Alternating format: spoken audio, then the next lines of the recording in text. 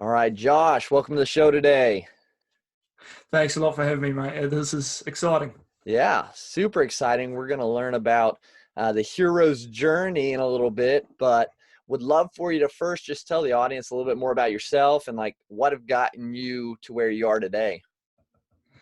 Awesome, mate. Well, a little bit of backstory, really. I was originally a teacher, so I trained up in mathematics and physical education as a high school teacher. I very much slipped my way into that position. I didn't apply for any universities. I actually applied for a sports management degree. And on the other half, my older sister applied for Teachers College for me because she believed that was a bit of a calling for me. So Huh. I found myself by complete fluke in Teachers College. I had an interview, got accepted, went on down and sort of started my journey there and had my first teaching experience.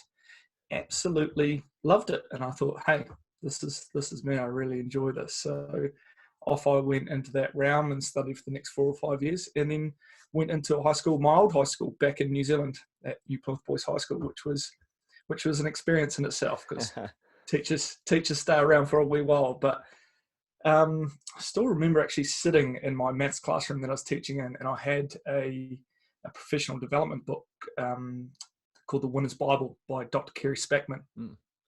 And I sat there thinking, I knew I wanted a lot out of life back then. I was, still quite immature. It was very much financial based. I wanted the boat and the car and, Yeah. I wanted all those things. And I knew as a teacher, I was going to be limited in my pay. Like there's obviously a certain amount of money you can make. I'm like, Yep. that's not going to get me to super yacht. Right. So I started diving into, I'm like, professional development sounds the way to go. So I started to really get into that and, started reading about the manifestation books and then started reading more about the mind and how it works. And then after about 4 years of teaching, I decided I didn't want to be the teacher that was just kind of at the front of the class saying this is how you do it when I hadn't really had any life experience. So I left and started to travel the world. That's awesome. Went to Europe mostly. It was fantastic, and that was probably the real beginning of the next chapter of my life. It really opened my eyes up to that concept of questioning, why are things the way they are? Why do this? Why teach in that aspect? And after traveling, I actually went back to teaching, and it wasn't long. I started re-studying. I was doing my master's at the time. Okay. And while I was doing that, I was also being a hostel master, trying to start a business, and it was it was overwhelming, to be honest. It was overwhelming. I understand. But during my master's, which I, to be honest, never completed, I kind of got halfway through and I went, we're doing this all wrong. We're doing this all wrong. This is not the way to do it. So it just showed me so many things about teaching, and we were so restricted in how we could educate the kids and what we could educate them in. And from my experience, we missed out on so much of going through the education system. So I started retraining under a guy called Paul Check. He's sort of been dubbed in America, he's dubbed the Godfather of wellness. He's a bit of a dude. He's an old guy that sort of mastered the physical body, and then kind of leapt into mindset, spirituality, and everything like that. And he, that really opened my eyes up, and then took me into the coaching world. There you and go. That's where I am now. That's awesome. So getting it. So what is your business called The Hero's Journey, or what is your actual, or? So I started a company called Body IQ. It was all about smarter training, smarter movement. It very much started in the physical realm. I battled with back pain most of my life as a young guy. I had massive issues with that, and then started fixing that through my own study, started fixing other people's, and then I was like, there was just way more to this movement stuff than just bicep curls and bench press. So right, yes. So I was like, right. And then so I used Body IQ as my starting point, and then the program that I developed from there when I started getting into some more of Joseph Campbell's work was The Hero's Journey, because I wanted to really look at, is there a kind of base structure or a base model or map that can show us a pathway through life that, yes, you don't eliminate challenges, because that would be that would be discerning, because, challenges is what make us grow, but Yeah. how do we get through those in the best possible way without having to turn around and go back through them again? Absolutely. Keep going to that lesson without learning it. So the program became the hero's journey. That's awesome. And so with that, like, Yeah. what does all that entail? I mean, I know I've looked into, I watched the video, but for the audience, like how would you describe the whole program to them if they're interested? It's very much based on Joseph Campbell's work. So Okay. one of the biggest things that I found out, and this was actually one of my intrinsic drivers that I found out I loved out about teaching as well.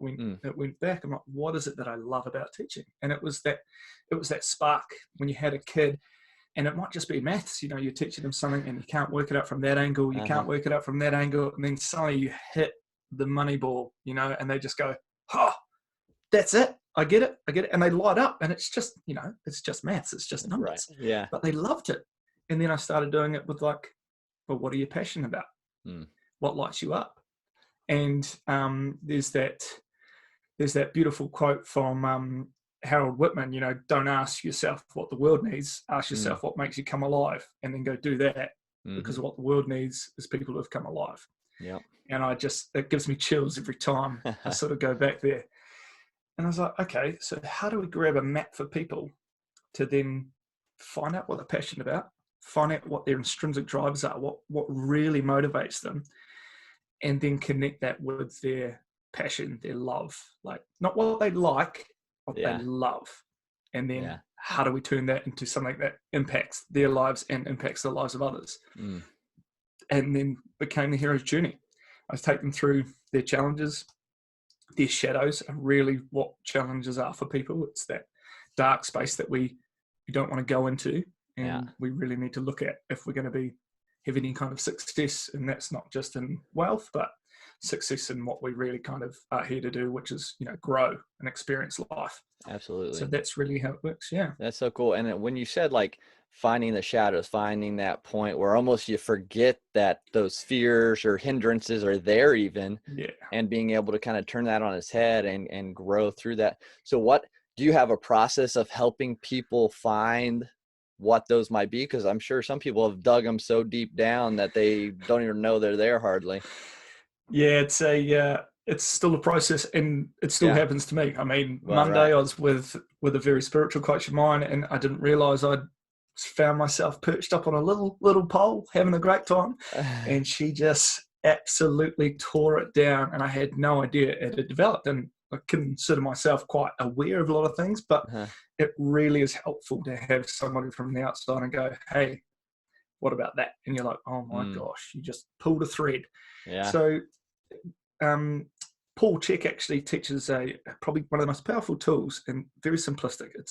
Everything should always be simplistic to get results, I feel. And he calls it the coin flip. And it's like uses a lovely triangle kind of idea, and it's what you really want to become at the top. So it might be a leader, it might be a mother, it might be a parent, a teacher, an entrepreneur, whatever it is that you want to become, sitting right there. And then just to start with, we find 3 beliefs. What are 3 beliefs? And they're normally just sitting on the surface there. What are 3 beliefs that are holding you back from being that or becoming the greatest version of that? And you can nail them pretty fast. And I had no idea. I was on course at this time, and I remember putting something down. It was like, no one will feel I'm worth paying money for what I love to do. So I was like, whoa. And then it broke down. It was just, I don't feel like I'm worth anything. So that's what we kind of broke it down to. And I was chilled. I was literally, I'd found this thing, and Joe at the front of the class, we're on a HLC2, which is Holistic Lifestyle Coaching Level 2. Okay. And she goes, does anybody want some coaching around any of their beliefs? And my hand just whipped up and I kind of grabbed it with the other hand to pull it back down. I'm like, no, you don't want, you're not. Next thing I was kind of at the front of the class, just shaking, tears pouring out of my eyes. I'm like, where has this come from? And when you start to chip away at those walls that have really just been made out of the energy of your limiting thoughts, things start to really crumble, and we see what's underneath. So, but probably the most important thing of that aspect is that, you've got to be really grateful for those thoughts, for finding those thoughts, because they're so hidden.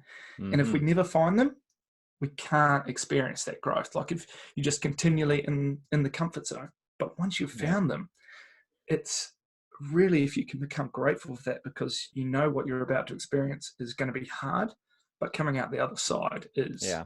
magical. That's So awesome.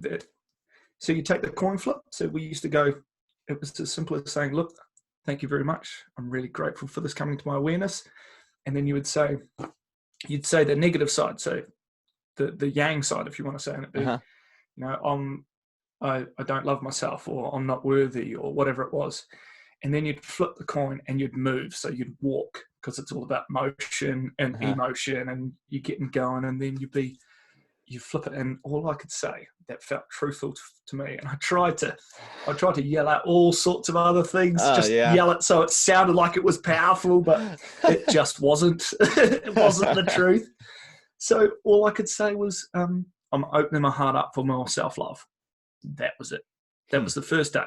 And it changed rapidly. I mean, within a couple of days, I had some of the biggest shifts Huh. I've ever had. I mean, had some pretty massive things go on Yeah. physically and Yeah. mentally. It was an interesting time.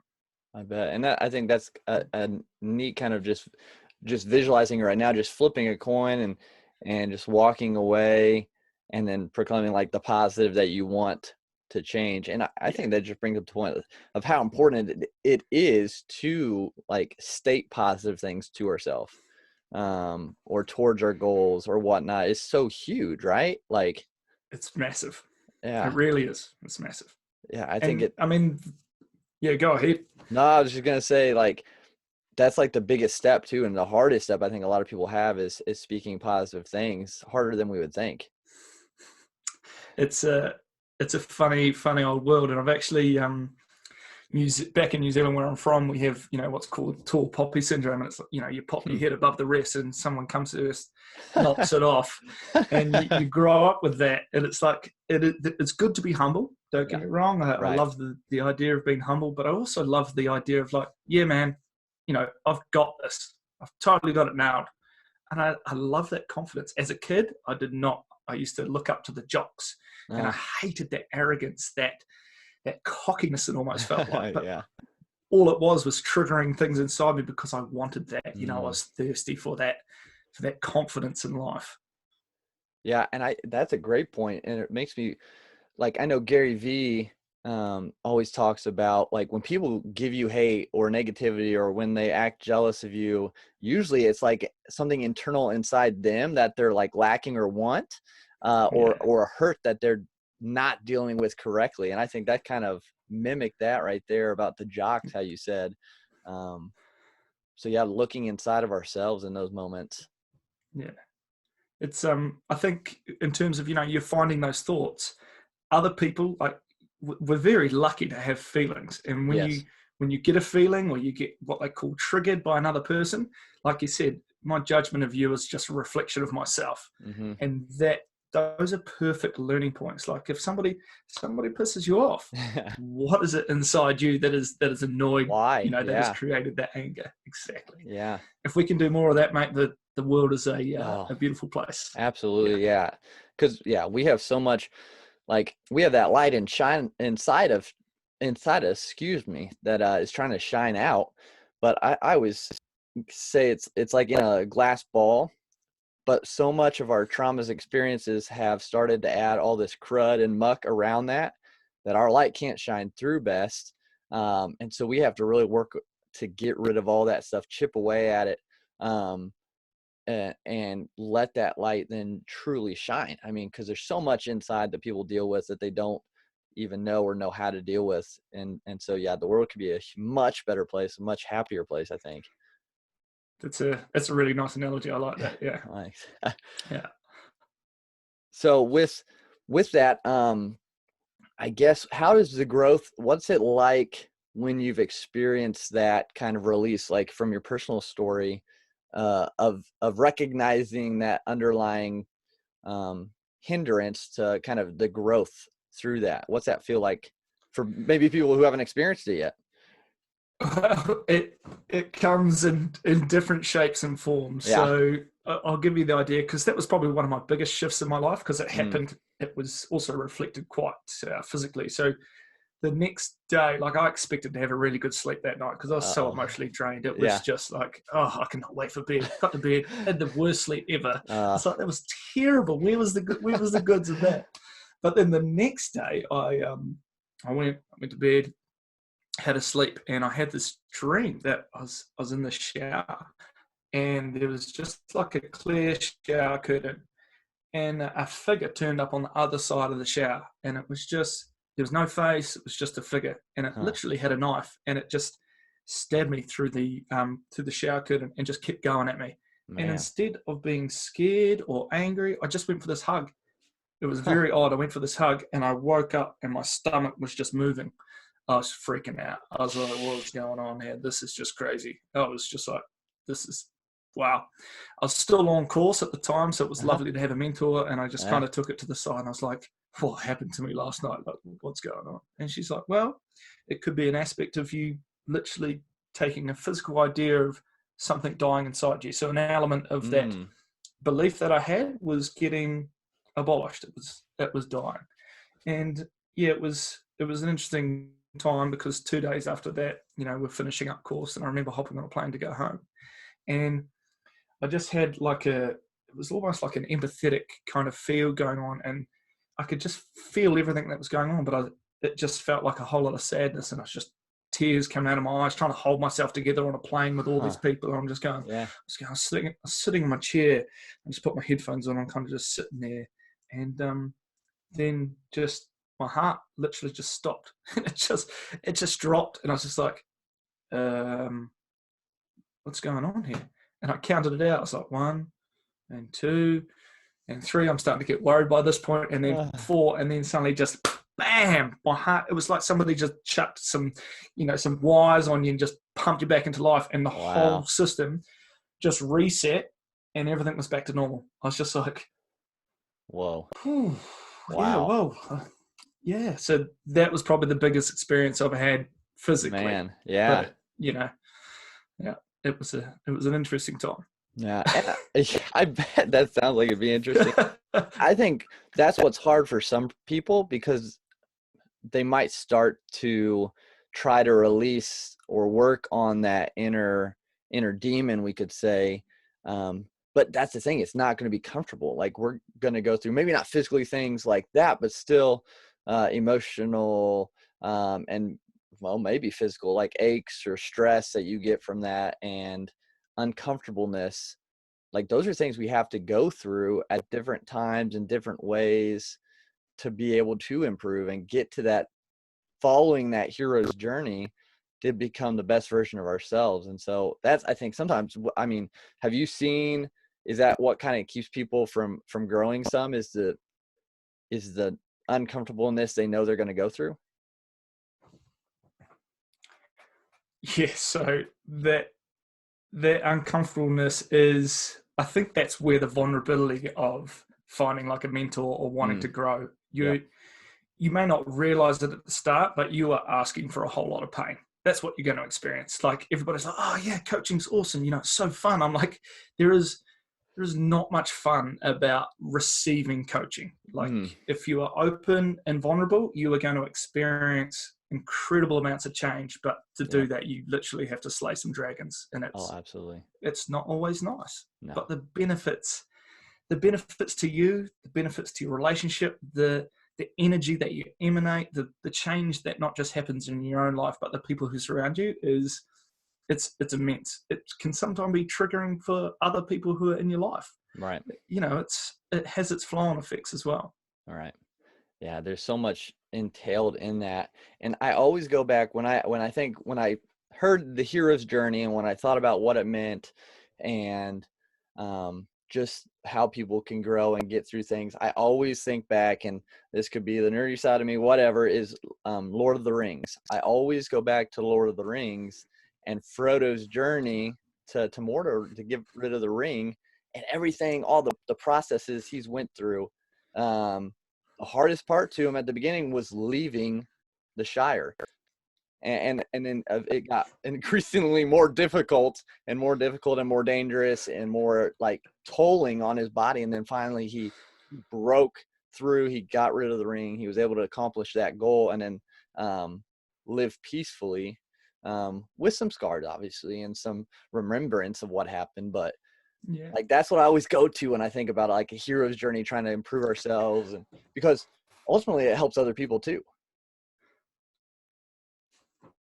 It gives permission. It gives Yeah. permission. Yeah. But you hit the nail on the head there.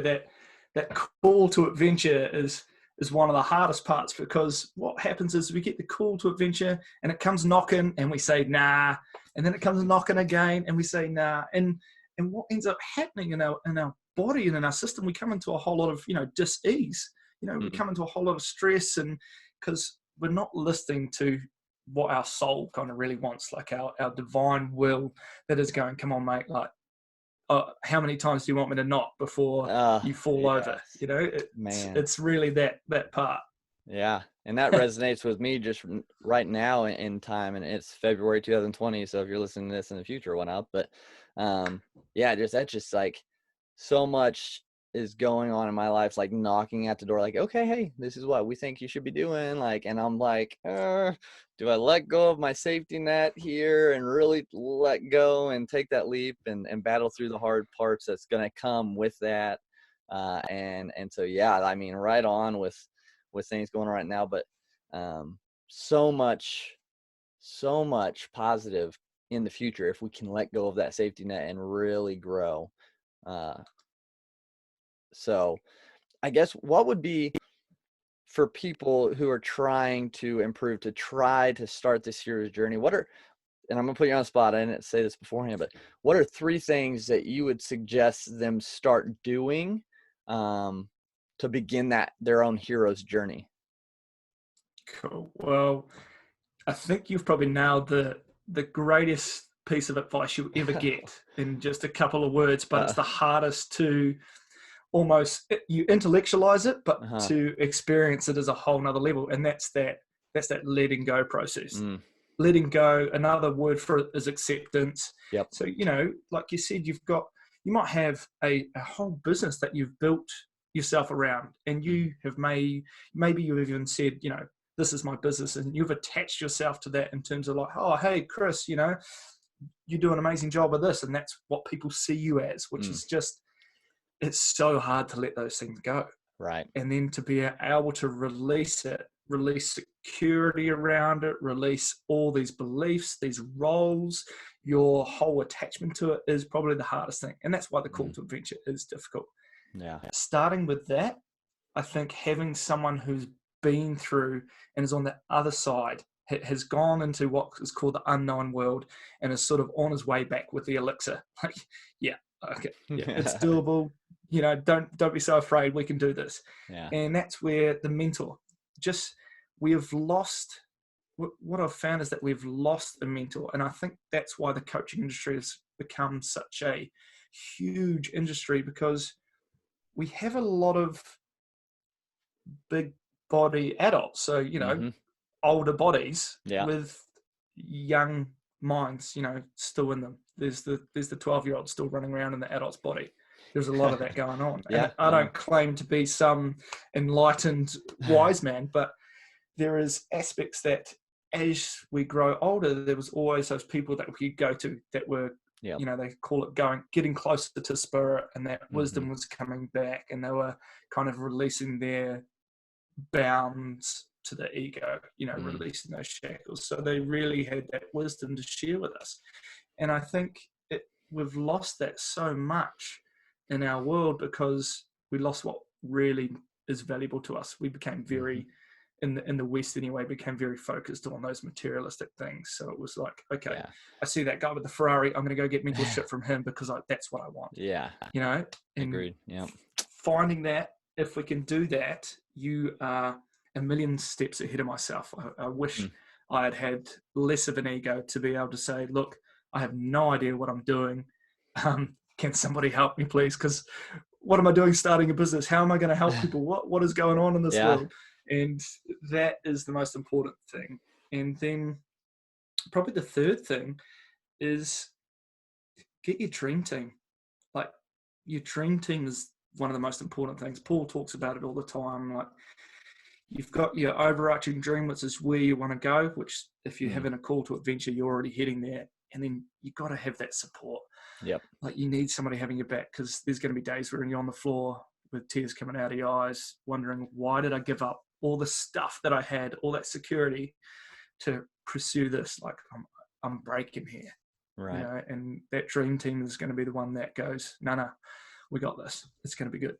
Absolutely. Yeah. I think those are three really, really good places to start, really huge places to start, is letting go, finding a coach or mentor, and then encircling yourself with the correct type of people that can really motivate you and push you forward. I think that's huge. And we want to finish out here before you go, Josh. Three questions that are based on Pencil Leadership's traits. So the first one is, and you've kind of talked about it, is we need to have mentors and coaches along our way. Do you have someone, and then I know you've mentioned a couple, Paul being one, mentors or coach that have really spurred you on to greatness? Yeah, and like I said, like, I just wish I'd found them earlier, but they Right. came into the right time in my life. Yep. Like, I found Paul very much. I haven't met Paul in person. He's somebody, you know, I went from looking up to my father very much as a young kid, as a lot of lads do. We look up at our fathers, and then, you know, you kind of leave home and you become your own man, and it's Yep. time to branch out and find your own sort of mentor. And Paul's programs and him, he was there to catch me in terms of like what I wanted to study. And then I met Joanne Rushton, and she's that kind of woman when you're sitting in a room. I remember doing HRC 1, which is very kind of nutrition based.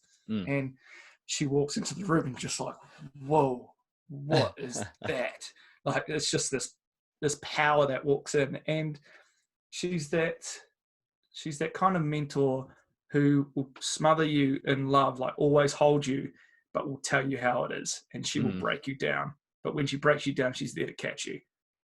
That's And awesome. that is an amazing mentor. And then having my dream team, you know, I've got my partner Fleur, who's running her own business and has forced me in so many ways to grow and listen and surrender. And so That's awesome. I've been very lucky. Yeah. That's cool. That's awesome. Yeah. And it's a testament that how important that all those mentors, coaches in our circle are in our journey. This second question, kind of going off of that. So getting to your hero's journey, we've talked about a little bit and you've mentioned a couple things, but is there another moment or hardship that you remember going through that now looking back on it, you can see the positive that came from that moment? Yeah. I mean, there's probably been a few kind of major moments in my life. I remember, like, when I was young, like I said, you know, I was at high school, I looked up to those jocks and I thought, God, these arrogant guys. But I remember going to university, and I went to university with no one I knew, and I thought, you know what? I'm going to change my entire person of who I am. And I just looked at the people who were getting the things that I wanted, that, you know, they were getting the girls, they were getting the sports teams. I'm like, I'm just going to be like that. So I did that for about 6 months. And you quickly looking back on it, the energy that I was creating from was very much a place of lack, a place of not loving myself, a place of looking outside myself. And to be honest, as a young guy, it worked. You know, I found love as such and did all these things and had a great time, but it was very short-lived, and that energy gets mirrored back to you tenfold. And you come crashing down pretty hard. So that was the start of that learning journey. And then in the last year, you know, really hammering into business and, you know, pouring money and leaving security of jobs, I just lost a lot of things. I lost a lot of faith. I lost a lot of money. I just really sunk down, and it strips you back to find out the things that you value, but it strips you back to find out those beliefs that you held. What were those things that were holding you back? And out of that just came the most beautiful things, like the understanding of what wealth really was, how to spiritually be yourself, speak your own word, and authentically turn up and, Hmm. and come with less of an ego. I'm not saying I don't have an ego. That's Right. still very much there. And Yeah. I still have my Gotcha. moments, but I'm like, wow, you understand so much more, and you turn up so much more. But as you said earlier, it does not stop the haters. No. You just learn to love yourself more. Yeah. You have so much more self-worth, and really that's where everything changes. Whether you want to change how your business operates, the money you make, the relationships you have, the health you have, it all comes from self-worth, Yep. self-appreciation. Absolutely. And that's probably the biggest lesson I'm sitting on for the last couple of years. Yeah, that's awesome. And that, I mean, that ties right into Pencil Leadership. My goal with Pencil Leadership is to impact 1 million lives, to help them see that they have the self-worth to follow their passions and purpose. And so that's so awesome to see you doing the same from what you've that's learned and helping people with their journey too.